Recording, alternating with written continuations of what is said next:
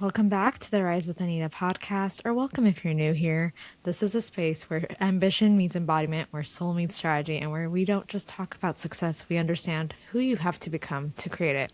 Today I'm sitting down with Gogo Betke, and what makes her story so powerful isn't what she built, it's who she chose to be before any of it existed. At just 21, she left Romania with $200, no clear plan, just a decision that her life could be bigger than what she had known. She started from the ground up, taking on different jobs, navigating a completely new environment, and eventually stepping into real estate. Not because it was a plan, but because someone saw something in her. And what could have been a disadvantage, not knowing anyone, not knowing who to sell to, became her edge. Because instead of relying on proximity, she created connection. And what we're really diving into today is what it actually takes mentally, spiritually, and practically to bet on yourself before your life gives you any reason to. So, Gogo, welcome to the show. I'm so excited to have you here. Thank you so much for having me here. I'm super excited to be here. So, I'm going to invite you to take a moment with me and just center feet on the ground, shoulders relaxed. Inhale through your nose for 4, Hold for 2, and exhale for 6. And one more time. Inhale through your nose for 4. Hold for 2, and release for 6. And just allow yourself to arrive. Okay, are we going to take a nappy now? We should, right? No, I'm totally kidding. I see my makeup is all messed up. Clearly, I didn't, look in the mirror before I finished my makeup. Hi. Hi. You look gorgeous either way. Thank you. Absolutely. And so I always really like to start off our conversations before we get into the resume of what is currently bringing you joy in this moment. Oh, that is a big question. Um, Slowing down a bit, that is like, also, I feel like I have grown up a bit too. And what I mean by that is when I left Romania and I left my parents and my sister and my childhood friends and everybody behind, it was a very selfish move. Not realizing that what I'm going to put them out to, right? Like now that I'm a mom, if my child left to live on another continent and I'm going to see him, because I have boys, right? I don't know, every 2 years for 2 weeks. It's a sacrifice, right? Like not having those birthdays together, and I can't just go over to my parents' on Sunday for dinner, right? Like it's a sacrifice, and now that I'm getting older and my parents are getting older and all that, I really just want to spend more time with them. And they're coming out for a month. My oldest is graduating high school, and they're coming out for a month, and I pretty much cleared my calendar so I can spend all that time with them, just doing whatever we feel like doing. Also, I only work Monday to Wednesdays now, so I try to squeeze in everything on what I call my work days, Monday, Tuesday, Wednesday, and then Thursday, Friday, Saturday, Sunday, extended weekends for the rest of my life. And so I really just, I'm really learning to enjoy. I hustled for so long that I only really know how to hustle. You know what I mean? And it's a habit. I created a monster Gogo, right? And so now I have to untrain her from the hustle mode, train her into the chill mode, which is, believe it or not, is not that easy. But it kind of became your personality. And so I'm really looking forward to like learning how to chill. So you're basically entering what most women are calling these days on social the soft girl era. I didn't know that I didn't know I wasn't the only one, and I didn't know there was a word for it. So if there's a word for it, then yes, soft girl era, yes. Yeah, you're like, I've done all the hustle. Now it's time to relax a little. I'm gonna write that down. I'm gonna write down hashtag soft girl era. Beautiful. I love that it's coming back to presence because I think that that's something that's so missed these days, just with the hustle and bustle of life. I feel like we tend to just forget to be present in the moment. So I think that's such a beautiful answer. Yeah. It's not like So, forgetting, it's just like I don't have the time to be present, right? Like I'm yeah. constantly constantly thinking this and have to get back to somebody. And my, like, just like we did, I got on your podcast and I was like, oh shoot, I opened this text. If I don't answer it now, I'm just going to forget it. Right. So it's like that constant thing. So I feel like someone just needs to take my phone away from me on Thursdays and Fridays and just don't even let me have access to it. You're like, maybe we go into the like monk version of like, I'm literally disconnected from the world. It's like lose my phone number, disconnected. Yes, yeah. I'm not there just yet, but slowly learning to not everything's an emergency. Not all fires need to be put out like right now. Some can burn until tomorrow, and we'll put it out then. Absolutely. So I'm curious if you don't mind taking me back to the moment at 21. Before you got on that plane, what did you have to believe about yourself to even say yes to that? So I was supposed to come with my best friend. We have planned this for like 2 years. We learned English together. We applied for different jobs in the US together and we got accepted and we were supposed to come together and last minute she's like, I can't do it. It's like, Gogo, I can't do it. I can't leave everybody behind. I can't leave my culture and my language and my people. I can't do it. And so last minute, not only then I decided to come, but now I'm like totally alone. Like at least I had my best friend to do it with, right? But now I was like, oh shit, like I'm totally alone, right? And so still that didn't waver me. I always just looked at it of like, here's my opportunity for a better life. And if this doesn't work out, at least I tried and I know where Romania is at. Like I just turned around and back home. My parents would love to have me with open arms, right? So it never, I don't know. Sometimes I wonder if something's wrong with me, right? Because I don't see the world like how most people see it. Like nothing really scares me ever. Because I'm like, well, I know who I am. I know where I live. I'll just go home. You're like, if plan B fails, I just go back. Just go back where I was before, right? So yeah, no, I just, yeah, I think it comes down to there's something's wrong with me. I have no fear.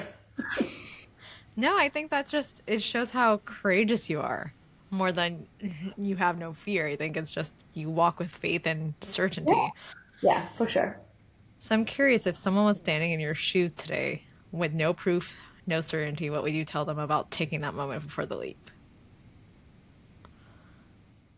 Well, to get faith, right? Like it's easy for me, I think, is because when you have such a, well, first of all, I believe in God Of and course. I believe that I'm guided, right? And Hmm. so when God gives me an idea, it's his idea, it's not mine, right? And God Hmm. doesn't make mistakes. So if he gave me the idea, he gave it because he knew then I have what it takes to turn that into reality.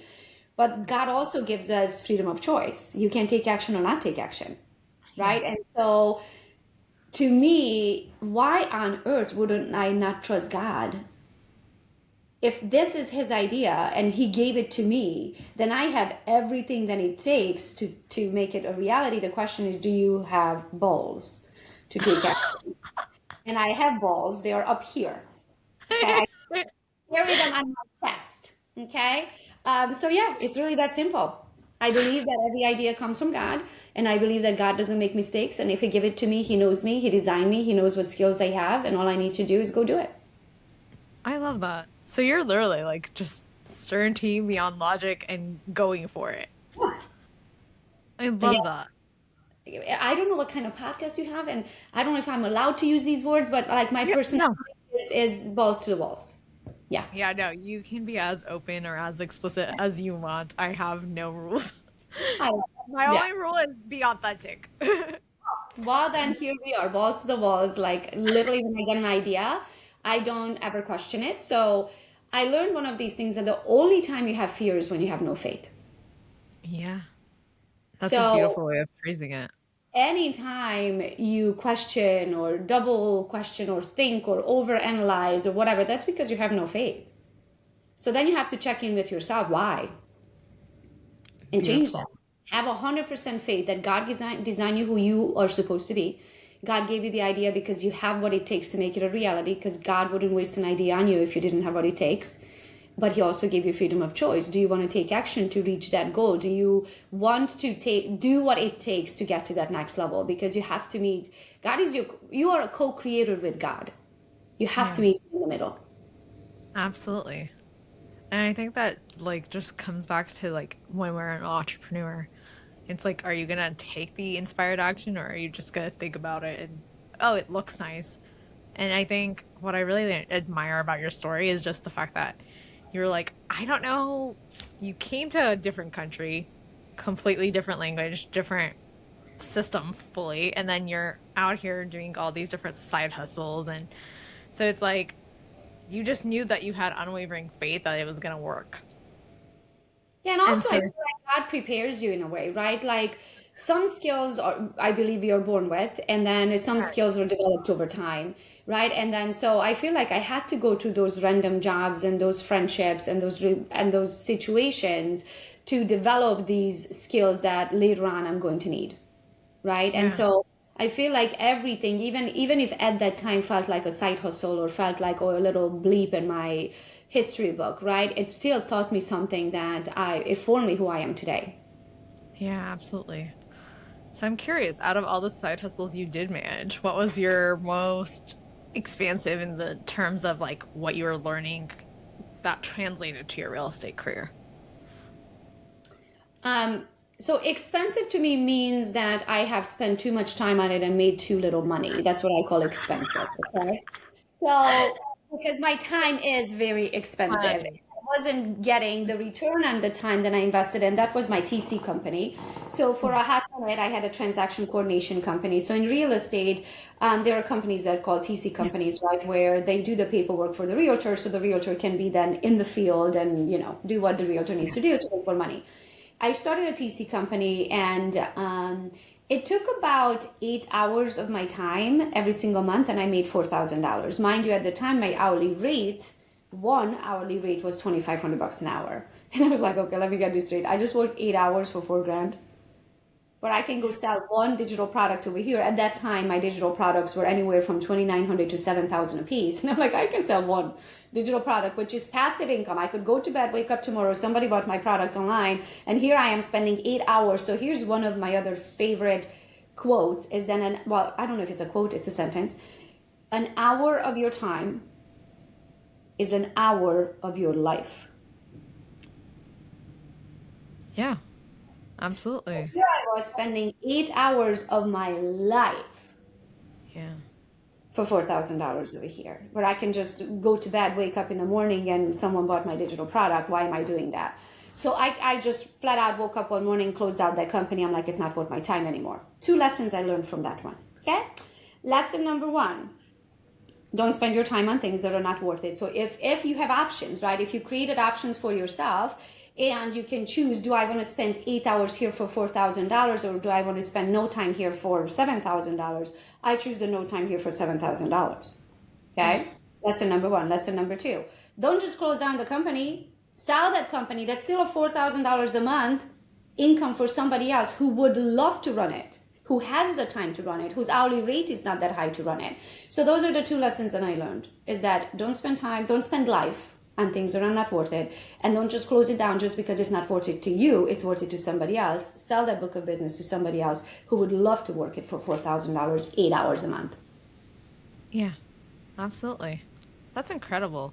Just like the whole consciousness shift of like, why get rid of something when you can literally just sell it, let someone else be happy with it, but I'm not gonna spend my time here anymore. I love that. Mhm. So I'm curious though, because I meant what was the most expansive period. So like you had all these strings of jobs. So what really translated from these odd jobs that you had to that real estate career? What did you say was like that link that was like, oh, I still had to use my skills from here? Or would you say it was kind of a combination of the jobs? I'm not sure I understand your question. Expansive, like it expanded your abilities, is what I meant. Expanded, not expensive. Got it. Yeah. Which job?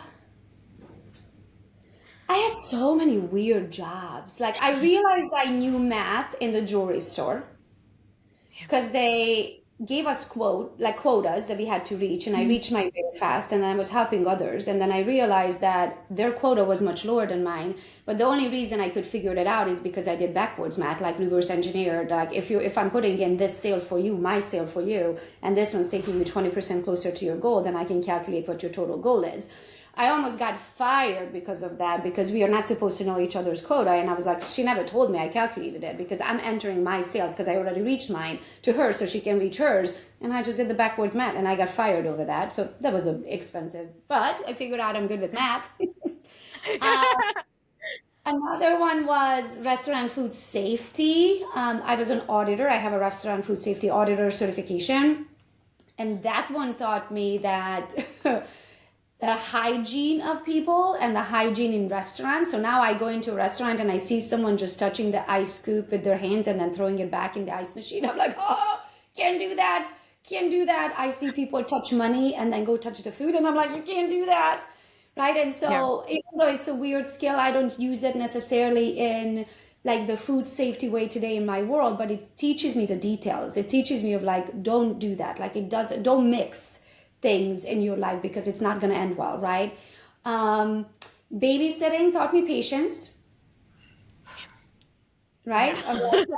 It also taught me a schedule, that things have to be done on a schedule. Like, you know, if the baby's crying, you're not really making a phone call, so you better schedule your phone calls for when the baby's napping.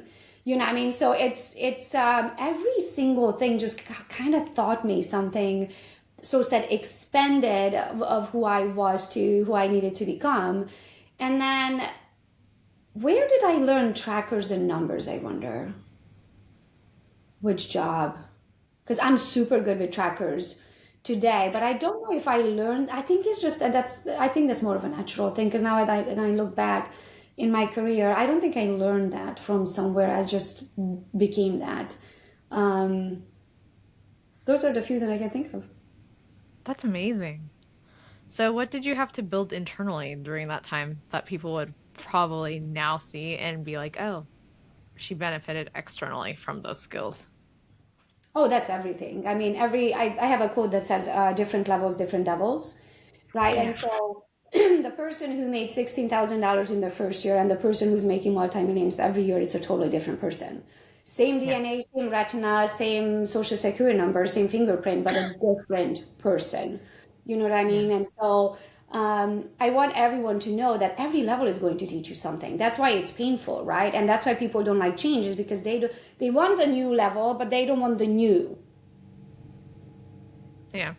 They want to do the old same things because that's, you know, I'm comfortable here, but I want different Comfortable. results. You can't. Yeah. You have to get uncomfortable. If you're comfortable, you're dying. Uncomfort, Absolutely. uncomfortable is the period of when you are growing into the new person who you're going to become. And when that uncomfort feeling goes away, you start dying again because you got comfortable. And then we start growing again and it gets uncomfortable again. And then when that uncomfortableness, because you did it a few times, now it's like, oh, I know how to do it. Now it's comfortable, you're dying again. It's time to grow again. So it's just like a never ending cycle. And I love it. Absolutely.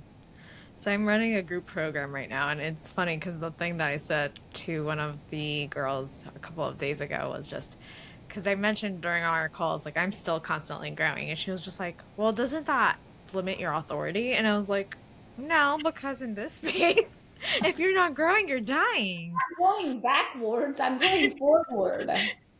Yeah, exactly. So I was just like, "Yeah, if you're not growing, you're dying." I'm so excited to outgrow the old version of me. Absolutely. Absolutely. So it reminds me of what you were saying at Craig's event about the box and how there is no box. Can you expand on that? So I was at an event, just so everybody understands. It was a Tony Robbins event, but it wasn't Tony on stage. It was some other guy on stage. And he comes out full personality, super happy-go-lucky kind of guy. And we are all dancing and hands up in the air and all that. And he says, raise your hand if you feel like that most of the time you live outside of the box. Like you push the rules, you push the laws, you just push it a little bit. Right now I was so proud. And you know, I was like two hands up and I was front and center. I was like, that's me. I most of the time I live outside of the box, meaning I push it. Like I rather ask for forgiveness than ask for permission, right? So I'm proud, both hands up in the air. And then he says, there is no box. And I was like, oh my gosh, there is no box. Nobody told you who you need to be. You accepted at some point that this is who you are. And the question is why. So then I read another quote that said, we all live in cages with the doors wide open. That's a good quote. We all live in cages with the doors wide open. Wow. So then why? Why do we put ourselves into that box? I think it comes from, if I'm answering for general, I think it's just programming, right? We Yeah, end up thinking, though. Like, and here's another thing that I learned. One year I set the goal I'm going to make $150,000. And the year I've never made six digits yet, right? And I don't know why I said 150, but I did. And I was like, I think I can do it. And so I did. That year I made 156,000. I learned two things from it. A, holy shit, this thing works. B, why did I only set 150,000? Why didn't I set 300? Why didn't I set six? Why didn't I set a million? Because you're that's capping what yourself. I believed, then I can. It's all Yeah, our identity. It's all who we identify with. But we accept it at some point. And so if you want a different identity, you have to set a different belief system for yourself. You have to change. absolutely. So I'm curious, what did that jump look like for you? So you ended up setting this goal. What was your following year goal? That, like, So how did the lottery every year, step up? every year since then I have doubled my income. So I started at 16,000, then it was 36, then it was 70 something, then it was 150 something, then it was 420. I think I went from there, and then 870, and then 1.6, and then 2.2, and then back to 1.8. So I've been in between this like 1.5 to 2.5 million every single year. And that is now my ceiling because I did it in a couple years in a row. And I'm like, ooh, Yeah. why? So So you're curious. today I have a call with Craig, and I am going to remove that personal ceiling, and I am going to change my identity on the call today at 1 p.m. I love that. I love that you're still working on that ceiling. And it's just We like, all do. We all do. absolutely. And it goes back to like we're boxing ourselves. So I love that. Yeah. So why did I box for the last 3 years? Why did I box myself into that quarter of a whatever that's called, 2.5 million, between 1.5, 1.8, 1.7, 1.8 to 2.5? Why? Yeah. Why don't I believe I can do more? Yeah. That's amazing. So it's like The Big Leap by Gay Hendricks. Yeah. So You need I'm the going leap to and then figure that out today. I love that. And I love that you're so vulnerable and able to share, like, oh, I'm still working on this because we all have our limits. But I think in this space, it could be very easy to just come out here and act like you're perfected already. And Oh, as we were saying, there's that whole, like, no, I'm still going to grow. there's I'm going to hit always my a end. next level. There's always a next level. Is there's a question is who you compare yourself to. If I'm Yeah. comparing myself to the little Gogo who came to United States and got a 53,000 cushiony job at NSF International with matching 401k and paid vacation time, right? And then I quit to go into real estate, and my mom thought I lost my ever loving mind. She's like, you have a college education. Like, this is an amazing job. Why don't you just stick it out? Right? So if I compare myself to the girl who came out with $200 and had a cushiony 401k job at 53,000 with no college education, I already made it. Yeah. But now if I Exactly. compare that $53,000 to the millions that I make today working quarter of the time than I worked then, and the amount of real estate we have and investments that we have and the life that we have today, then I'm like, holy shit. But then if I compare today's Gogo with a couple millions a year to the Grant Cardones of the year, then I'm like back to the $200. Yeah. Right? So it's really depending of who you're comparing yourself to. Yeah. That's absolutely true. So I'm curious, at what point were you just willing and confident to go for the real estate because it came out of just like a suggestion for you? It wasn't exactly your original plan. I don't think it's like at what point. To me, it's my personality. Yeah. Like whenever God gives me an idea, I literally go balls to the walls. I don't question why. I just go, okay, great. Sounds good. I have no other plans anyway. Like, so it's just So who you're I the definition of Jesus take the wheel. literally, literally. If God says you're going this way, I'm like, okay, let's see what's down on the road. Yeah. I get bored with things super easily too. So I'm constantly pivoting, and I love pivot because I love change. I don't like being in the same place and doing the same things over and over again. My biggest scare would be to be exactly where I'm at 5 years from now. I would be like wasting my life. So there's a quote that I learned from Dr. Wayne Dyer. He said, there are some people who live 90 years and there are some people who live 1 year 90 times. Mic drop. I do not want to be the person who lives 1 year 90 times. Another way I can say there are people in this world who keep reading the same chapter of the book over and over again. Yeah, that is they're the allowing last to pass. that is the last thing I want to do. I want to wake up and be like, where's today take me? Who do I get to talk to? Where do I go? What food do I eat? What country am I in? Like, I love change. I love how much you embrace change. I love it. Like it's a contagious energy. Do you know your human design by any chance? No. No. I feel like you're gonna be a Manny Gen just because of how much you like to pivot and change and A what? whatnot.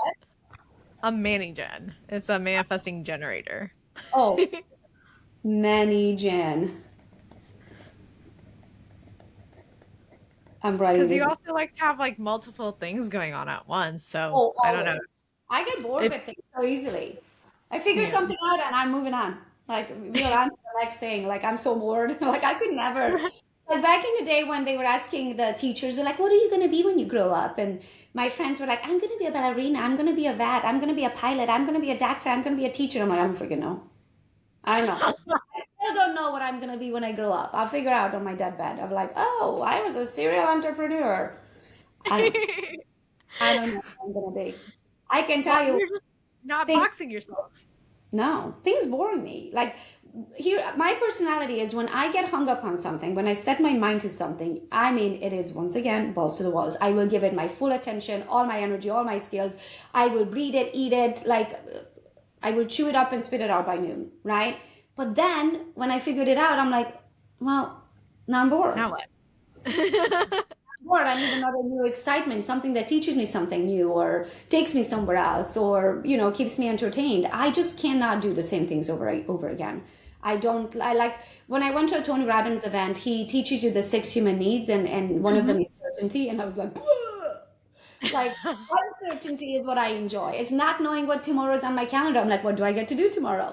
Right? Like to me is uncertainty. I want what I don't know. I want to go to places I've never been, meet people I've never met, eat foods I've never had. I never want to do the same things again. I can't do the get in the car, drive on the highway, 95, get back on the highway, drive. I can't do it. Yeah. Wow. Thinking about the human needs, you are definitely a variety girl. Love it. I like change. You like change. You Yeah. welcome change, and that's what's making you so successful so far. So I'm curious in your take, because the story is you didn't have like people that you immediately thought proximity wise, like, oh, I'm just going to sell houses to you. So you immediately went to like the social realm where most people were not doing that. Yeah. And that essentially became your growth edge of like what really connected you. But what do you think, where did that idea even stem from? Was it just out of like need because you were like, okay, I want to start selling these houses? Or was there something like I can see social media is starting to pop off, and if I combine the two, no one's done this yet? So what was like your train of thought there? I wish I could tell you then I was that smart and I saw the future. And I was like, oh, I think social media is going to be the thing. No, I didn't know that. So I literally did it because I went through. So I study people. Right? When I get into something, I study the people who've been there. So if I decide to do agent attraction, or if I decide to build a local team, or if I decide to start a company, or if I decide to manifest or meditate or whatever, I go to the best ones, right? And I study them. And I watch every YouTube video and I read their book and their manifesto and I interview them and I join their coaching program and I soak them up and I get You 2008 immerse. deep Yeah, you into immerse. the style. Yes. And when this whole real estate thing started, I studied all of the local top producers and I realized that some of them were door knocking. I'm 5'2" little blondie with an accent, not happening. The next one was cold calling. Again, my name is Gogo. I have an accent. Not happening. The third one was sending out mailers. I don't have money to put stamps on thousands of postcards over every single month. That was not happening. Then buying Zillow leads. I couldn't afford to buy Zillow leads. So all of the long list of things that I wasn't willing to do or couldn't afford to do, then I was like, okay, well, I don't want to be a loser in real estate. I didn't get into real estate to not make it. I said, okay, then what do I need to do? How am I going to make my name? And I was like, well, I don't know anybody who's going to buy houses from me. Strangers. Where are the strangers? On Facebook. I literally, I was like, okay, I'll do Facebook. So at the time, there was no Instagram. So this is back in 2011. Or if it was, nobody knew about Instagram yet. So I started it on Facebook. I started Gogo's Real Estate. And slowly I started posting all kinds of stuff, the things that I learned today, the did you know, the listings, buy side, my clients, their information, local businesses, who I had coffee with, like just random stuff. I would learn about mortgages and post the title and post it, and so that started taking off. I started getting more and more clients, and then eventually I took my party over to Instagram, because I was so busy, and there was the other side of real estate where not just the buyers and sellers in the local real estate market, but also what it actually takes to be a realtor, right? The good, bad, and the ugly.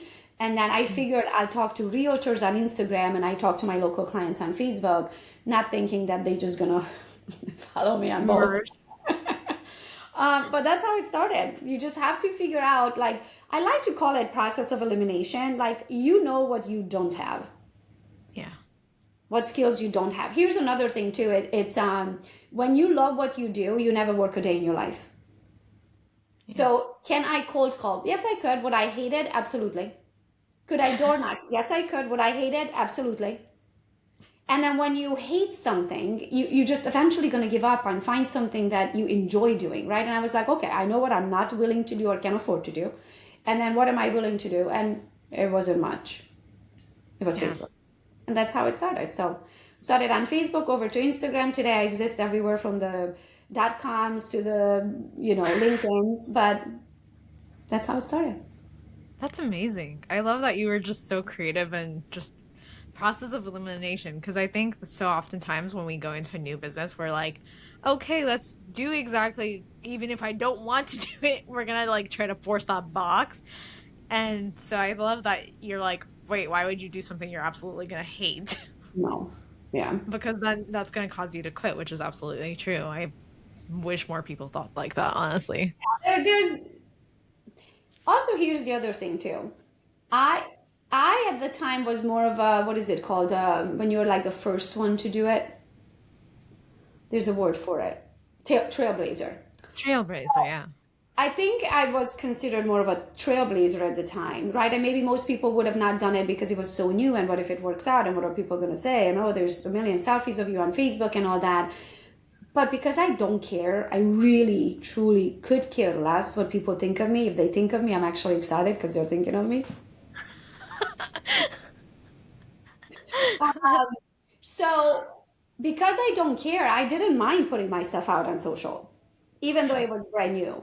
You know what I mean? So next thing I want to say, just because in an industry that, let's say you're joining, most of the people doing it this way, if you want to be average, then you can do it that way too.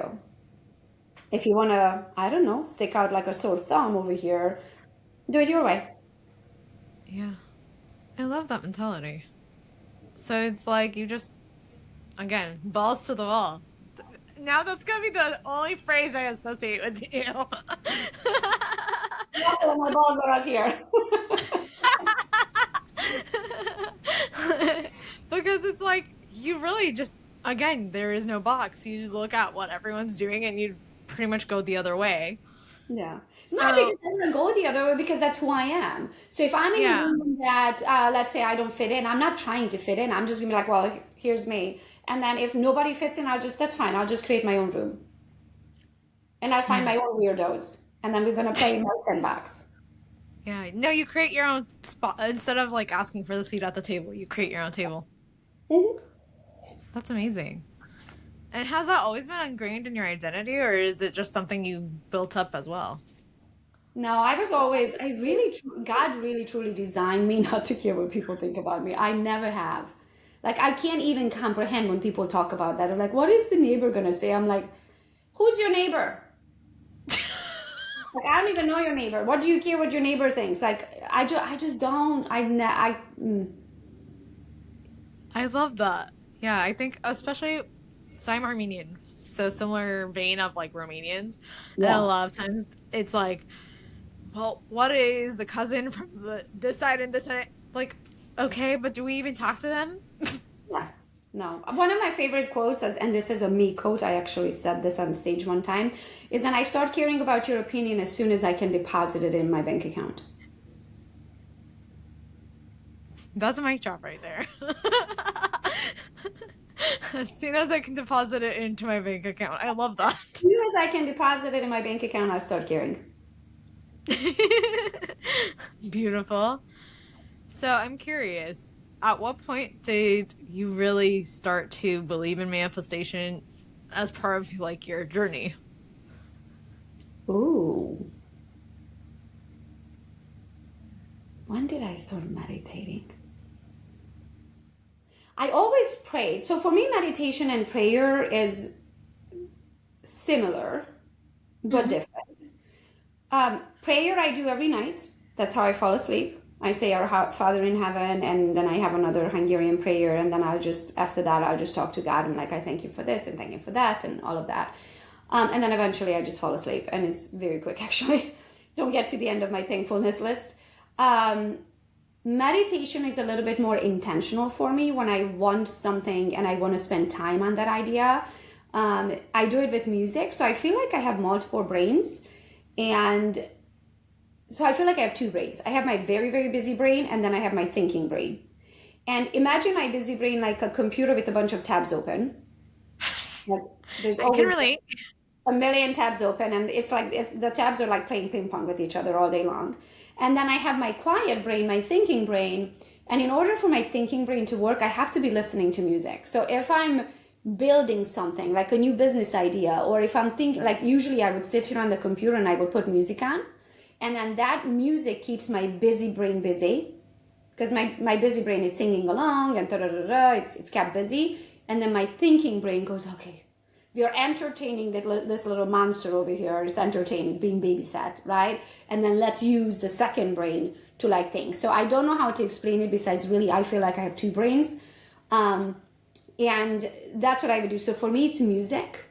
Music will so said entertain my busy brain, and then I can think with the other one.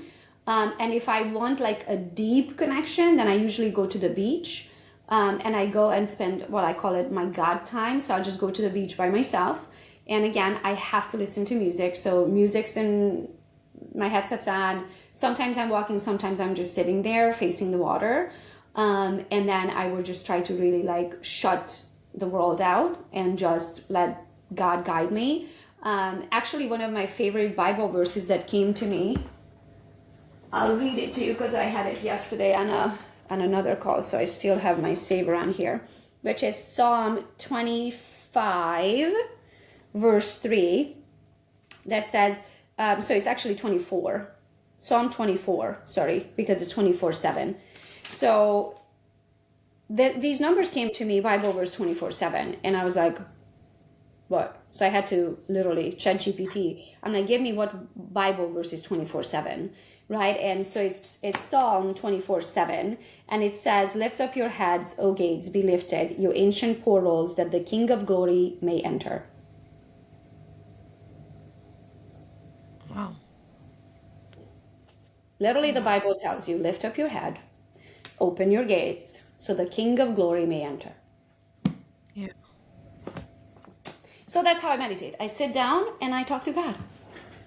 I love that. And when did it start? Don't know. I would say probably... Actually, I do know. The whole soul searching for me started with the number 444. Mm-hmm. So it kind of started with numerology. Before knowing what numerology was, I didn't know what numerology was, but I would see the number 444 all the time. And that was about 9 years ago, I would think, 10 years ago. I would see 444 everywhere, like license plate. Like randomly, I'm driving, I look up license plate. I get a new client, phone number, blah, blah, blah, 444. My phone would light up 444 all the time. And I did it. I was like, oh, that's funny. Look at it, 444 again, right? Never heard of numerology before then. And so I switched brokerages and I met a lady and her name is Corinne at Keller Williams, and I invited her over for wine, and we were hanging out, and she's over at my house, and my phone just we are talking to each other across the kitchen island, and the phone is in the middle on the counter, and my phone lights up again. It says 444, and I was like, oh, look at it, it's 444 again. I'm like, my phone lights up at 444 all the time.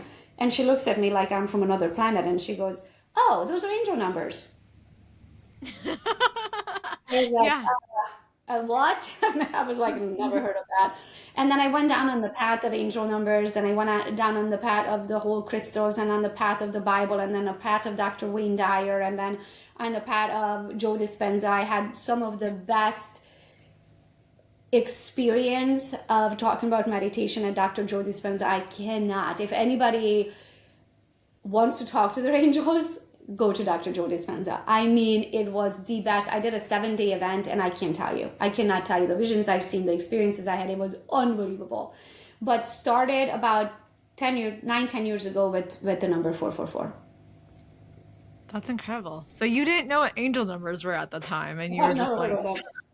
Never heard of them. I just thought it was a coincidence that I was seeing 444 everywhere. I had no idea. I started screenshotting it, the license plates, the 1-800 phone numbers up on billboards that were something 444, that the clients at 444. Like, just I started screenshotting 444 because I'm like, this is ridiculous. I'm like, what is where it? were you And at then in your life at that point? So, like, what I conditions were you started, in? so 10 years ago, I was what, 34 years old. And right around that 29, 30 age, I started questioning, why am I here? Like, what So, purpose do I serve? So let's take it back to those teachers, right? When the teachers were asking you, what are you going to be when you grow up? Like, my friends knew what they want to be. They were so, like, they are gung-ho. I'm going to be a doctor. I'm going to be a pilot. Like, they knew. And I did not know. I didn't have any special talents. It's not like I was the best singer. I could paint, or I could, like, I felt like I didn't have any specific skill or talent. I didn't know what I want to be. I'm like, then why am I here? Am I just floating around in life? Like, do I serve a purpose? Like, am I gonna be a bleep in the history of or the big book of history one day? Does anybody gonna know my name? Like, did God just create me to create me because he had nothing else to do that day? absolutely not. I was like, oh, there's one more. Right. And so I started questioning it. I'm like, there has to be more to this than go to work and make money and come home and cook dinner and watch Netflix, do a load of laundry and go to bed and do it all over again. I'm like, there has to be more to life than pay your bills. Yeah.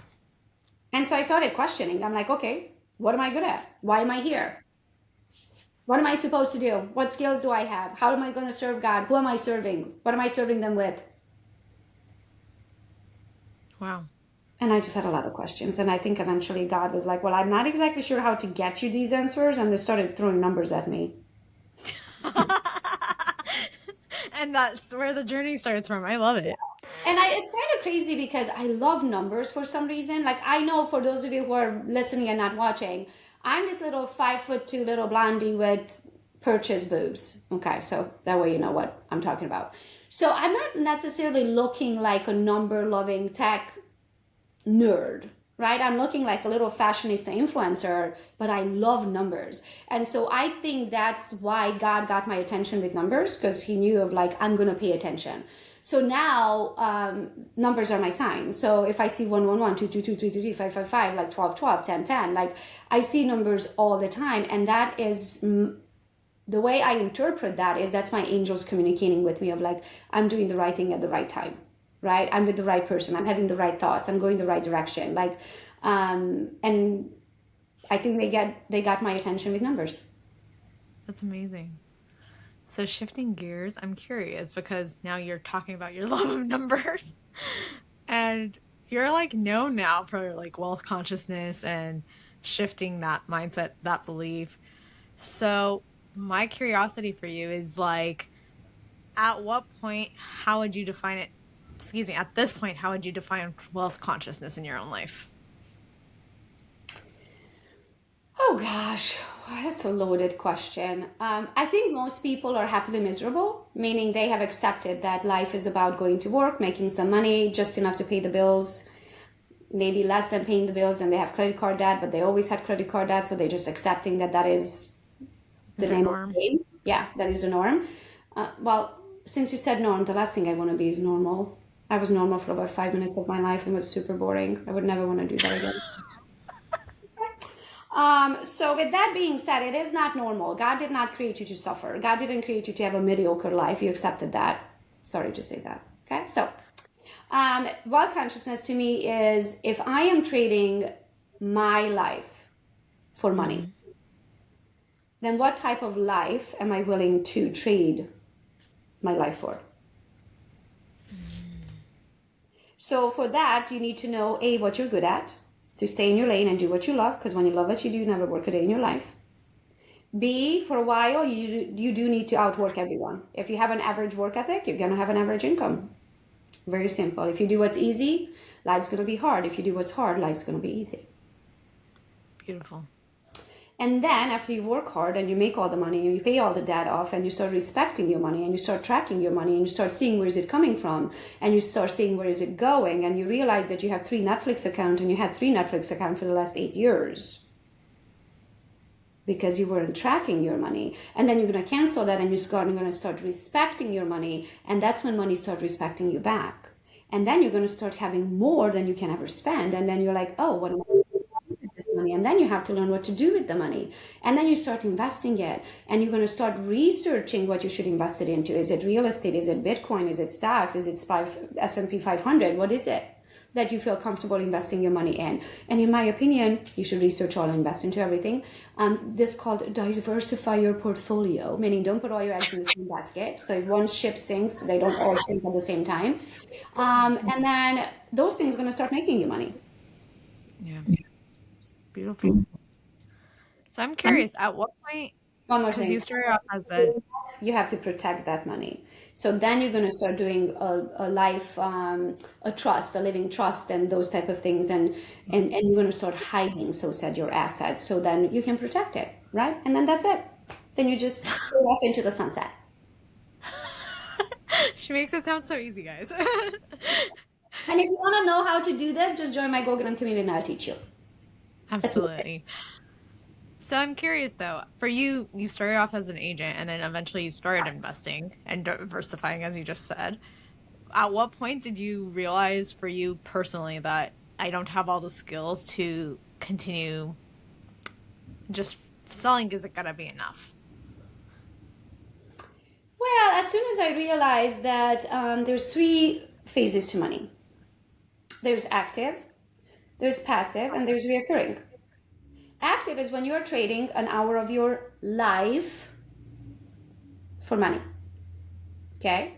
Passive is when you did something one time and it is passively paying you, like a real estate investment. You invested into real estate, you rented out long-term rental, the renter is paying your bills. It's good. It's making you a profit. The equity is going up. It's great. Like, it's passive.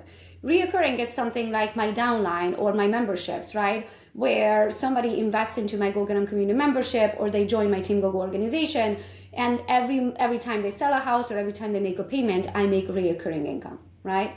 Most people only have active income, which means that if you get sick, if you get pregnant, if you burn out, and if your parents are getting older and you need to take care of them, you're no longer working, you're not making money. That's active income. So you need to have active income while you're healthy and while you're enjoying it. And you need to take that income and then start figuring out how to invest that income so then you can have passive income, and that would be like real estate, right? And then if you have a knowledge about something, which we all do, you can turn that knowledge into a digital product, which would be reoccurring income, right? And so everyone, as soon as you figure this out, you're good. Beautiful. So I'm curious, what did you have to start believing energetically before your life reflected the changes that you made physically? Well, about that. As easy as I make it sound, that little monkey on your shoulder that's talking to you all day, every day, and you allow it to talk to you, it's a pretty strong monkey. And to shut the monkey up requires a, a brain that is solid. So what I mean by that is there were times where I would be like, I would sit and meditate and I want to do this. And then the little monkey was talking to me the whole time. Who do you think you are? Why do you think that you deserve that? Why would you make more than your sibling? Da, da, da, da, da. Right? And just freaking talking to me, and I was not able to shut it down. And so I had to learn and force myself to sit there and meditate until I saw nothing else but that outcome. And there was no other little monkey chiming in the conversation of what else could possibly go wrong. Right? And so I pretty much, for a while, I just allowed that monkey to run out of ideas. And I would sit there for hours until I trained my brain to override that. Today, I just snip it in the bud. I'm like, shut up, boss. I'm the boss. And so really, you have to learn to turn that negative brain off. Don't even allow it to talk. Because if you don't believe in that outcome, you can't have it. Yeah, absolutely. I love the way you like talk about how just nipping it in the bud now, because I feel like so many times people will have those thoughts and it's just like they're in a loop where if they just cut it and took action anyways. Let's talk about the best book you need to read. Where is it? Oh, this one right here. Is it Outwitting the Devil? I was right. How did you know? How did you know? How did you know? Because I think I can acknowledge it's one of my top five. And then when I was researching you, I came across your love for it. So The hypnotic rhythm, right? If you get in, if you let the devil in for as much as a second, it's going to start doing circles in your brain and you can't. So sometimes if I have negative thoughts like that, or if I feel like I'm in a negative energy or something negative is happening, I always say, my God is stronger than you. my God is stronger than you. I love that. I don't even care I who the love you is on the other end, but my God is stronger than you. that. Amen. I agree. I Yeah. love that. It doesn't mean we don't have those negative thoughts. It doesn't mean that you No. don't get on the loop, and it doesn't mean it's not hard to get out of it. It is a process. It's years and years and years of practicing, and the bigger your dreams get and your goals, the harder it is to believe that you can, right? And also in the same time, the easier it is because you learn over time that money is just a number. It's like Yeah. there's no feeling to it, there's no power to it, it's just a number, right?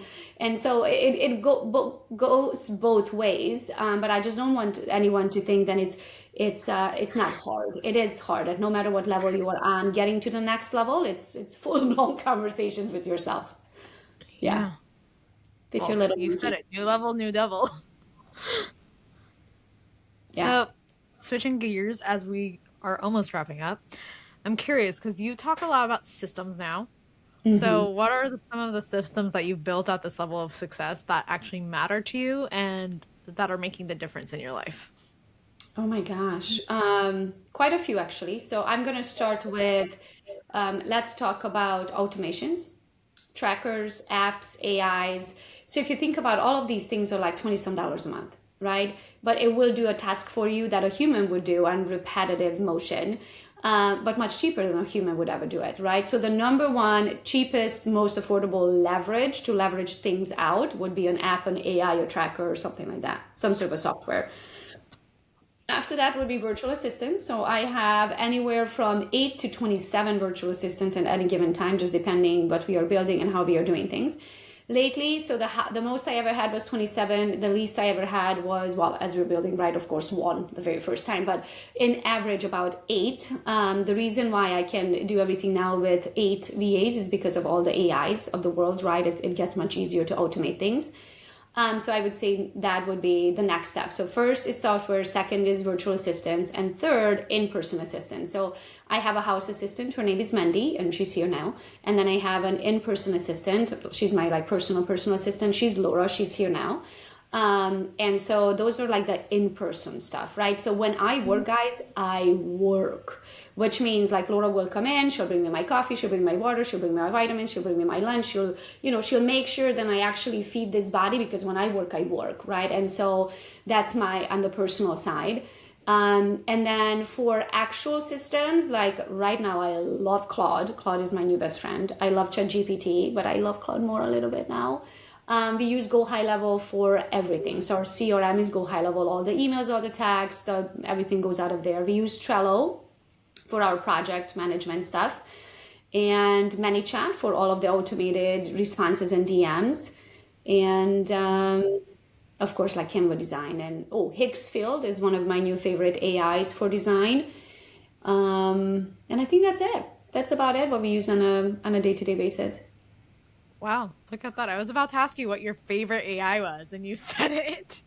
So you're on Team Claude. Okay. Claude for website. I mean, literally, I built a website on Sunday with my morning coffee on Claude. That's amazing. And Who would have thought? and by the way, that was the first time I logged into Claude. Wow. You can go to Gogo Okay, mic drop. /circle by the time, I mean, it's not activated the site now, but by the time you listen to this, it will be active. So you can go to gogobetke.com/circle and you can see the website that Claude literally built in less than 5 minutes. The first time I logged into Claude. Okay. You've officially converted me. Because I was like, I need to start playing with this. It will blow your mind. Okay, that's amazing. That is freaking amazing. It's also So do you scary think, because a lot of people just lost their jobs. yeah, All the web yeah, developers, the designers, the content creators, the marketing departments, yeah, yeah. It that's where I've been kind of like 1 foot in, 1 foot out. I'll be very honest, because it's like you see what the impact of it, but then you also see how amazing it is, and you're just like torn. Yep. I'm curious, in your opinion, what do you think is the next wave of success for people as AI is becoming stronger? I think there's going to be able to entrepreneurs, at least. Of course, I have been out of the corporate job for so long, I don't even know how that works anymore. But I feel like on the entrepreneurial side, I think this is going to be the era where many of us can be billionaires and not having to have a huge corporation with tens of thousands of employees. I think you can build $1 billion company with 2 employees, you and a couple of VAs Yeah, and a couple AIs. yeah, very true. So, what do you think is something people overcomplicate in business that's actually very simple? I think we think that, and I was the same way. I thought that making millions must be hard and must be complicated. It has to be, because if not, everybody else would be a millionaire. It can't possibly be this simple. And it is. The hard part is to believe that you can. Yeah. Okay, that's another mic drop. So, you've built not just a business, but a community, which you've already touched on. What does that space mean for you? Oh my gosh, it's my baby. So I have my Gokanim community. I started that because, as you asked me these questions about my evolution, right, as how I became who I am today, and the lessons I learned through the years, I had to go to so many different places, right? I had to go to places to learn about mindset, and I had to pay for coaching to learn about systems, and I had to, pay for all kinds of things through the years, like read anything from the books to the YouTubes to the mastermind to the coachings to the you name it, software, apps, all of that, to learn who I am today. And it was just I don't even know, like the Googles of the world, right? Like I had to go to a million different directions. I'm like, they can't be.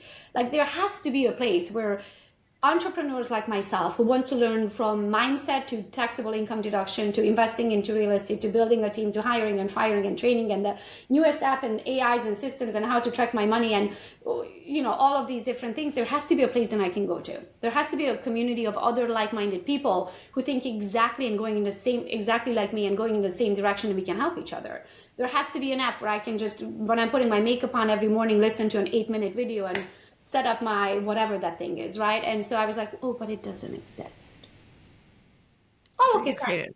Okay, fine, I create it, right? And so that's how it started. I really enjoy sharing my knowledge. I really enjoy helping the next generation of millionaires.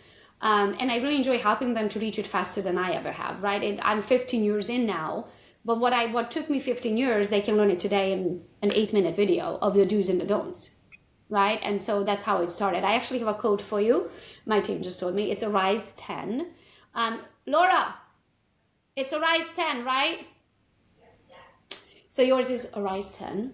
It will live as long as your podcast lives. So we're going to leave it active. So for your listeners, if anybody wants to learn from me and they feel like they're the next generation of that millionaire entrepreneur, multi-millionaire entrepreneur, then they can join the Go Get 'em community. So it's gogetemcommunity.com and use the code RISE10 to get 10% off. But really, as I grow, I'm keep bringing in the experts who teach me about what, being taxable income deduction or being how to use Claude, right? And anything that we use, anything that we learn as we are chugging along on our journey, we are bringing the next generation with us. And it's a small cost monthly membership. You have access to my team, even for tax support. So every Tuesday and Wednesday. So we teach you in a video based in an app, but every Tuesday and Wednesday, you have full access to my team to help you set up those things. So if you get stuck and you're like, yeah, I can't find the blue button, you just get on a tech call with my team and they'll show you exactly how to set up the things that we're teaching you.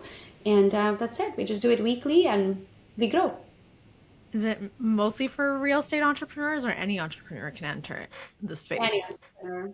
Now, we do have a lot on the real estate side too, but any entrepreneur. We have insurance agents, we have mortgage companies, we have title companies, we have bar owners, we have a yoga studio, we have, we have a little bit of everything. Yeah. Anybody that feels like wants to learn of how to not trade life for money, but build that machine that you can eventually retire on, it's for you. Beautiful. So last couple of questions before we hit our quick fire round, but if you could go back and speak to that 21-year-old version of you, what would you say to her now? Oh my gosh. So I was coming for the American dream. And I feel like what I dreamt at the time, I didn't even dream half of these things and what I actually achieved, right? And so I would say something along the line of like, oh, just wait. Just wait to see what's coming. Like, it will blow your mind. Better it gets, better it gets. That's beautiful. And for the woman listening who feels the pull to do something bigger but doesn't feel ready, what would you say to her? What would you want her to hear? There isn't such a thing as ready. You jump and you build a plane on the way down, honey. Love it. All right, so shifting gears into a really quick fire round. Okay. One word to one sentence. Okay. Normally I would start with books that changed your life, but I think we already have the answer, Outwitting the Devil. I say, yeah. One word for your current season.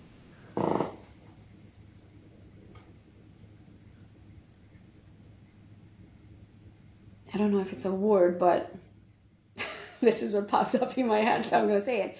Chillax. Love it. Soft girl era. Yes. That's what she's going for. I really don't know how to chill. I'm always go, go, go, go, go. So it's like a skill that I need to learn. So sometimes I'm like, oh, that's how you chill. You just like sit and do nothing.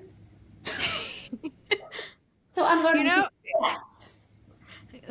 One thing that just came to mind is very interesting that you said you're always on the go-go and then your name is literally Gogo. So you're fully embodying. Yes. Song that instantly lifts your mood. Song? That lifts your mood. Tina Turner, You're Simply the Best. Love it. Best advice you've ever received in a single sentence.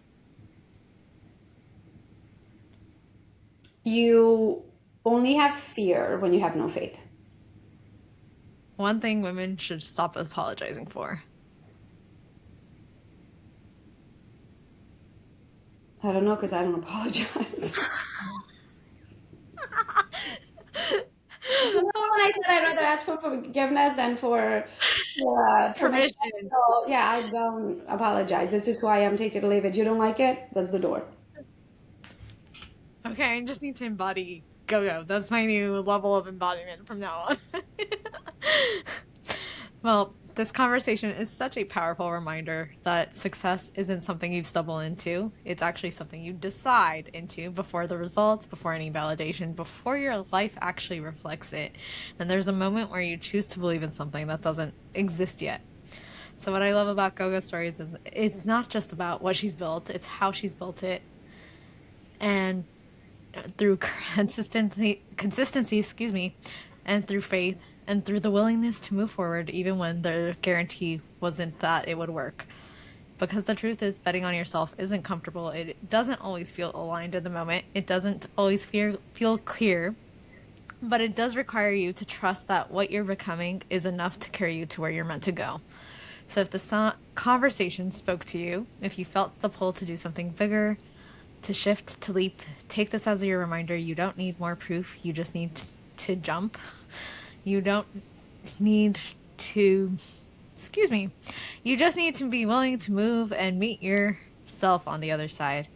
So Gogo, thank you for your honesty, your energy and aura, and for showing what's possible when a woman truly decides and walks in faith.